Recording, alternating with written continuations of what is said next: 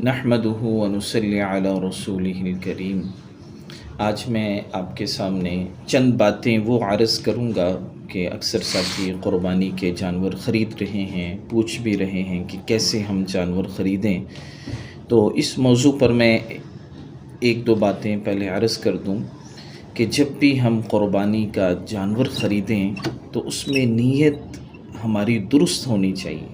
قرآن کے اندر سورۃ الحج آیت نمبر 37 میں اللہ نے عجیب بات بیان فرمائی، لَن يَنَالَ اللَّهَ لُحُومُهَا وَلَا دِمَاؤُهَا وَلَكِن يَنَالُهُ التَّقْوَى مِنكُمْ۔ ترجمہ کیا ہے کہ اللہ کو نہ ان جانوروں کا گوشت پہنچتا ہے نہ خون، بلکہ تمہارا تقوی پہنچتا ہے۔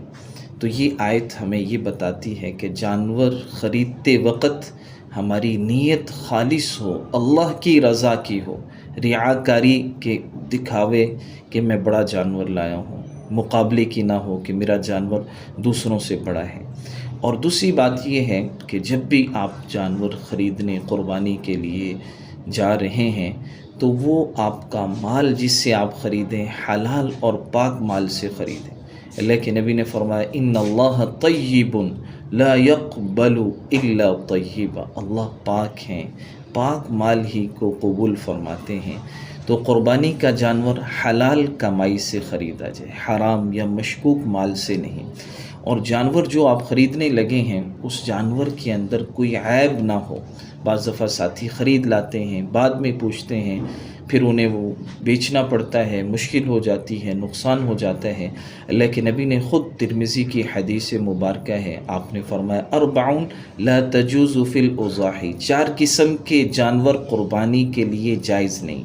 الاوراء البین عورها، ایک وہ اندھا کانا جانور جس کا کانا پن واضح ہو، والمریضۃ البین مرضها، ایسی بیماری جانور کے اندر ہو کہ بالکل کمزور جانور ہے اور اس کی کمزوری واضح ہے، یا بیمار ہے بالکل اس کی بیماری واضح ہو رہی، ایسا جانور بھی آپ نہ خریدیں۔ اسی طرح آپ نے فرمایا والعرجاء البین ضلعها، واضح کسی جانور میں ایک تو یہ ہے کہ ہلکا سا وہ پاؤں، چاروں پاؤں زمین پہ رکھ رہا ہے، اس کا تو کوئی مسئلہ نہیں، لیکن بعض ایسا پاؤں کا لنگڑا جانور کہ ایک پاؤں وہ زمین پر ہی نہیں رکھ پا رہا، تو ایسے لنگڑے جانور کو بھی نہ خریدیں۔ اور اسی طرح آپ نے فرمایا والعجفاء التي لا تنقی، بہت کمزور، ہڈیوں میں گودا ہی نہ ہو، ایسا جانور بھی نہ خریدیں۔ تو خریدتے وقت جانور کو اچھی طرح دیکھیں، کوئی نمایاں عیب نہ ہو، اور اچھا اور پسندیدہ جانور لینا چاہیے۔ قرآن میں اللہ نے بات بیان فرمائی وَمَن يُعَظِّمْ شَعَائِرَ اللَّهِ فَإِنَّهَا مِن تَقْوَى الْقُلُوبِ، جو اللہ کی نشانیوں کی تعظیم کرے یہ دلوں کے تقوی میں سے ہے۔